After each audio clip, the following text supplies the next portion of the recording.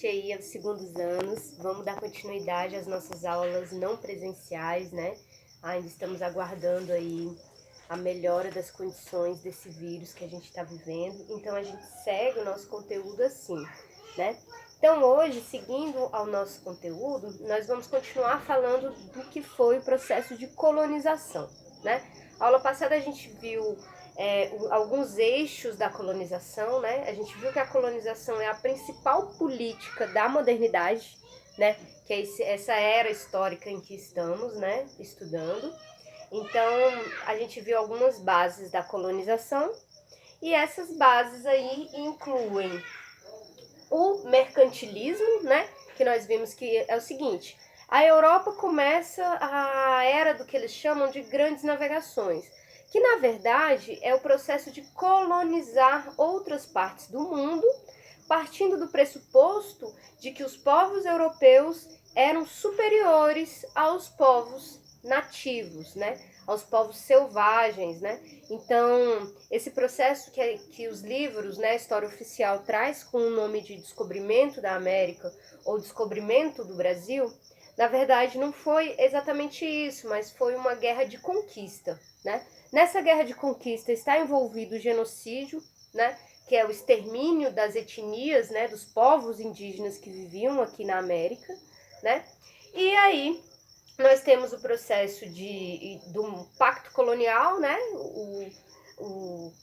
A metrópole portuguesa, espanhola, europeia, ela chega nas colônias e impõe ali o seu sistema de colonização, né? Então a gente viu o seguinte, que a Espanha, logo que ela chega na América, ela chega no território do que hoje é o México, né? E esse território já era ocupado, né, pelos povos maias, incas, astecas, né? Incas não, astecas e maias. E aí a Espanha, assim que ela encontra esses povos nativos, ela percebe que eles têm ouro, né? Então a Espanha tem um processo diferente de colonização do que foi no Brasil, né? O mercantilismo também envolve o metalismo. O que é o metalismo? A gente falou isso na aula passada. É a busca por riquezas, pedras preciosas, né? Portugal chega no ano de 1500 no Brasil, né? E o seu objetivo era encontrar riquezas, né? Como encontrava na Índia, e principalmente o ouro, né? Só que quando os portugueses chegam aqui, em abril de 1500, eles vão ali, Pedro Álvares, ele embarca num porto, num lugar que ele vai chamar de Porto Cabralha, o que hoje é a Bahia, né? E aí percebe-se que os indígenas aqui do Brasil, do litoral brasileiro, não exploravam o ouro, né?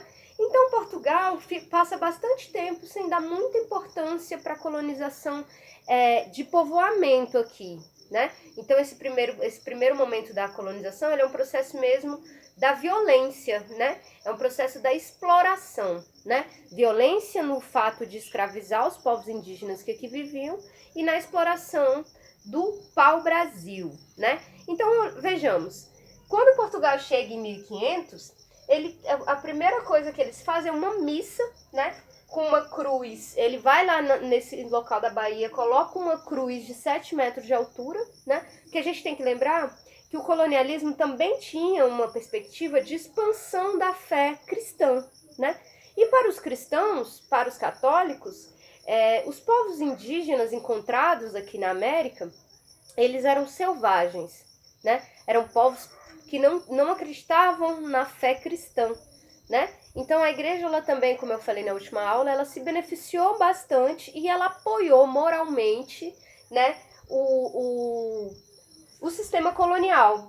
Por isso que eu botei aqui algumas das bases do sistema colonial. A gente vai ver que é a escravização, primeiramente dos povos indígenas, e passados anos começa-se o tráfico de pessoas da África trazidas para cá, escravizadas aqui, né? Então, a primeira parte da escravização foram dos indígenas brasileiros, né? Aqui nós vamos considerar o maior crime da história, e depois a gente volta a falar disso. A monocultura é, na verdade, a plantação de uma cultura só. Como assim? ou só de cana-de-açúcar, ou só de tabaco, ou só de algodão, ou só de café. E hoje nós ainda mantemos uma estrutura de monocultura no nosso país, com a soja e com o milho, né? No entanto, voltando lá para 1500, a gente vai ver que a monocultura, junto com a escravização e o latifúndio, formam, do lado da Igreja Católica, dão essas bases para o sistema colonial, né? Então, vamos lá. Portugal, então, fica de 1500 até 1530 fazendo uma exploração aqui do pau-brasil, né? Não tinha ouro e Portugal também não deu muito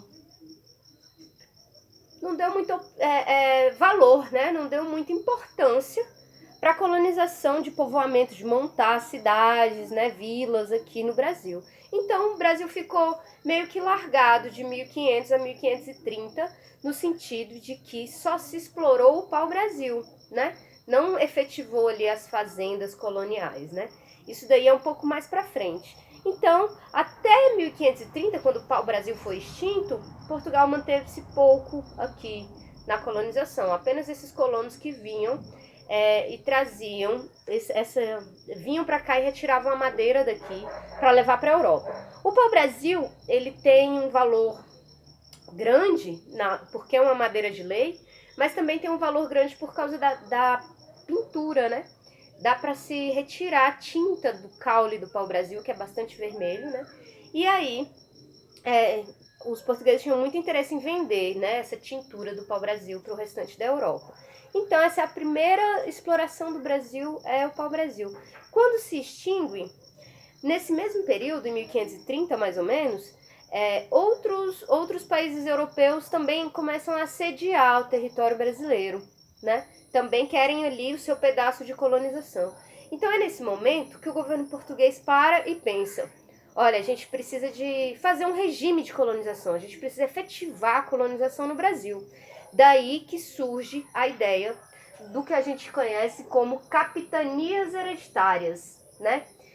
As capitanias foi, na verdade, dividir o território brasileiro em 15 lotes de terra, né? Esses 15 lotes de terra, eles depois, posteriormente, vão formar, né, o Brasil, mas eram lotes gigantescos de terra, né? E que eram doados a ou mais de um lote de terra doado a uma pessoa, né? Então, a gente tem aqui uma divisão do país, e esses grandes pedaços de terra que a gente vai chamar de latifúndio, né? Grandes pedaços de terra que tem apenas um dono, né? Eles vão ser a base aí e que dura até hoje no nosso país, né? Então, latifúndio é uma das bases da colonização, lembrando-se que essa colonização, ela tem princípios que duram até hoje, no tempo contemporâneo da nossa história, né? Então, voltando para as capitanias, seria dividir o Brasil em 15 lotes de terra e doar essas terras para 12 portugueses que viriam colonizar, né? Esses grandes pedaços de terra foram chamados de sesmarias, né? E os 12 colonos portugueses que receberam os 15 pedaços de terra eram chamados de capitães donatários. Eles não podiam vender as terras, eles tinham que doar terras e tinham deveres e direitos, né? Dentre os deveres, eles tinham que povoar, construir vila, fundar, né, pequenas cidades, né? Trabalhar a terra ali e tudo mais. E dos direitos, eles tinham o direito de escravizar os índios, né? Isso aí, então, o governo de Portugal, o rei de Portugal, deu carta branca aí para esses capitães donatários continuarem a prática do extermínio dos povos indígenas e também da sua escravização, né? Então, os capitães donatários também podiam cobrar impostos, né? Então, eles eram ali meio que governantes locais dessas sesmarias. Qual foi o problema? As capitanias hereditárias não obtiveram muito sucesso, né? Grande parte dessas capitanias fracassaram. Lembrando que dos 12 colonos que receberam essas terras, 4 deles não conseguiram nem pagar a passagem para vir assumir as terras aqui, né? Do restante que veio, dos outros 12, 8 dos 12, os restantes só vieram 8, e desses 8, 2 morreram no caminho. Um foi assassinado pelos tupinambás e devorado por eles, e outro foi acusado de heresia e enviado ao Tribunal da Inquisição, resquício ainda aí do período da Idade Média, né? Que era um tribunal da Igreja Católica que ia lá e condenava pessoas consideradas hereges, que não eram católicas, né? Então tá, as capitanias então foi esse fracasso, né? Algumas poucas deu rendimento, como a de Pernambuco e a de São Vicente, né? Que hoje seria São Paulo. Tirando essas capitanias, a maioria foi um fracasso, não gerava lucro, né, para os portugueses, mas os portugueses continuavam com o perigo do assédio no território, né? E aí não deu certo as capitanias hereditárias, mas era muito importante e necessário, né, na perspectiva de colonizador, que os portugueses conseguissem dominar ali o território e tudo mais. É nesse sentido que eles decidem, a partir de 1548, Portugal decide, a coroa portuguesa decide instalar o chamado governo geral, né? O que seria isso? Seria uma pessoa que representaria o rei de Portugal aqui no Brasil, né? E que o seu papel fosse determinar um poder acima dos capitães donatários, né? Então é como se ele fosse ali um presidente, né, que governasse todos esses estados que seriam as capitanias donatárias. Só estou fazendo uma comparação, né? Então o governador geral, ele adotou o governo geral era um modelo centralizado. Era um modelo que Portugal já exercia nas suas colônias na África e na Ásia, né? Lembrando, por exemplo, que a cana-de-açúcar, que é a primeira monocultura utilizada dentro da casa grande e senzala, dessa estrutura colonial que a gente tem, a cana-de-açúcar já era utilizada pelos portugueses na Ilha da Madeira, né? Que era uma ilha que Portugal aí já tinha possessão, né? Na África e na Ásia. Então no Brasil se mantém essa mesma lógica da colonização, de uma administração centralizada, né? Com o suporte da violência, né? E as capitanias, então, a partir disso, elas foram sendo extintas, né? E, aos poucos, até 1759, elas foram sendo extintas aos poucos, e em 1759, a última capitania hereditária é extinta. Então, a gente tem aí um outro modelo mesmo de colonização um pouco mais efetivo que as capitanias hereditárias, que é o governo geral. O primeiro governador geral foi o Tomé de Souza, né? O que ele faz? Ele traz 1000 homens e 6 jesuítas. Quem eram os jesuítas? Jesuítas eram aqueles que faziam a catequese, que o seu papel era colonizar, era participar da colonização de maneira a converter os indígenas à religião católica, né? A Igreja Católica considerava o indígena selvagem e que não possuía alma, né? Então, nesse sentido, a Igreja Católica vinha junto com os colonizadores com esse discurso de levar a fé cristã e a civilização europeia para o mundo, para esse mundo selvagem, né? Então, a catequese, ela justifica um pouco a escravização e a catequização desses indígenas, né? Lembrando que os indígenas que não entravam no processo de se cristianizar, eles eram extintos, eles eram assassinados, perseguidos, né? E escravizados, né? Bom, então, o Tomé de Souza, ele traz esses 1000 homens e esses 6 jesuítas e monta aí, na Baía de Todos os Santos, né?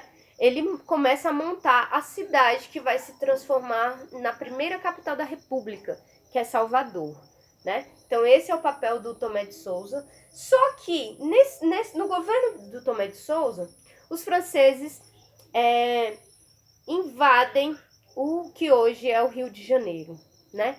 Nesse processo eles entram num conflito muito grande com os tupinambás, né? E acaba que os tupinambás, os portugueses se utilizam desse conflito contra os franceses, né? E conseguem, matam muitos tupinambás, mas conseguem expulsar os franceses do Rio de Janeiro. Esse fato aí, quem é o responsável por conseguir expulsar os franceses É o governador que assume no lugar de Tomé de Souza, que é o Mendes Sá, né? Mendes Sá, então, ele expulsa os franceses do Rio de Janeiro e cria a lei de proteger os indígenas cristianizados, né? Então, o que o Mendes Sá faz? Não, vocês que se converteram ao cristianismo, beleza, vocês vão ser preservados a vida.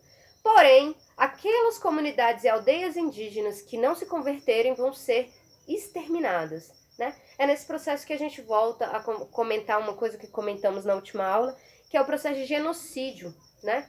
Foram centenas de etnias de povos indígenas exterminados nesse processo de colonização no Brasil, né?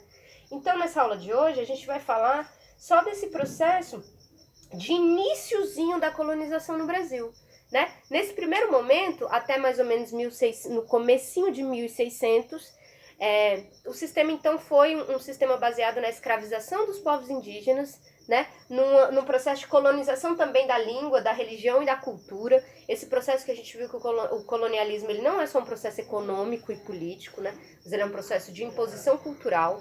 A colonização sempre envolve uma civilização que se acha superior à outra, né? E nesse caso aqui, não só Portugal, mas a Europa se considera superior aos povos nativos da América, África e Ásia, né? E mantém a sua colonização. Então, um resumo bem rápido, o Brasil, no primeiro momento, não se monta ainda a estrutura dos engenhos de açúcar, né? Como é a Casa Grande Senzala, mas só explora o pau-brasil. Depois, a partir aí da segunda metade do século XVI, mais ou menos 1550, se efetiva mais a colonização com o governo geral, já que as capitanias não deram muito certo. Por fim, a gente tem o Mendes Sá com um governo geral em que vai ser um grande estimulador do tráfico agora internacional, que é os africanos trazidos e escravizados no Brasil. Então, Mendes Sá vai ser esse governo que vai estimular esse tráfico internacional de pessoas, que é a escravização e que trouxe milhões de africanos para serem escravizados aqui, né? Então a gente inicia a nossa próxima aula falando de como foi esse processo, né? Do tráfico de escravidão, do tráfico de africanos para serem escravos e dessa nova montagem do sistema colonial no Brasil, que é da monocultura, né? Do latifúndio e do pacto colonial, né? Que é produzir açúcar e vender somente para Portugal. Tudo bem? Então, a metrópole decide tudo o que se passa na colônia, né? Então, a partir do momento que os engenhos de açúcar são montados aqui, a gente só pode vender para Portugal, mesmo que França ofereça o triplo do preço, ou Holanda, ou qualquer outro país, a gente fica preso aí no pacto colonial, que é uma das políticas do processo de colonização. Então, eu agradeço a todos, a gente se vê na próxima semana e dá continuidade nesse assunto. Boa noite e fiquem em casa, se cuidem.